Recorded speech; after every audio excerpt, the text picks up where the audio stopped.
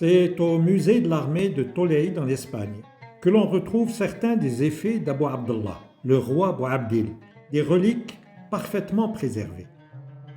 Charles Brosselard finit d'inscrire sur le papier son bilan des fouilles dans le cimetière des souverains zianides. Par sa plume d'arabisant, il va publier un mémoire qui va à l'encontre de tout ce qui est connu sur le destin de Boabdil.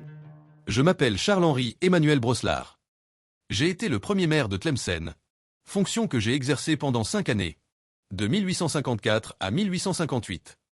Durant cette période, j'ai réussi à mettre en place un musée. Ceux qui souhaitent en savoir davantage sur mon parcours trouveront toutes les informations me concernant dans les ouvrages que voici.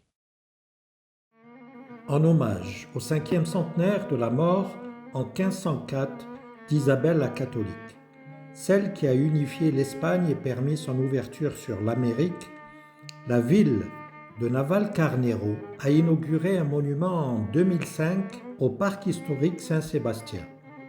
Ici, la statue du sultan Boabdil se tient aux côtés de Christophe Colomb. Deux destins scellés par une même date, 1492. Étrange face à face. Le roi s'anime à l'intérieur du métal où il est figé depuis des siècles. Ce récit le libère enfin.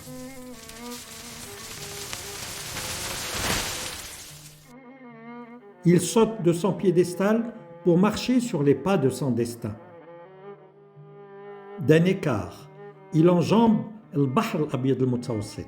Il relie enfin la Grenade del-Andalus en Espagne à la Grenade d'Afrique en Algérie, retrouvant à Tlemcen la dignité de son nom.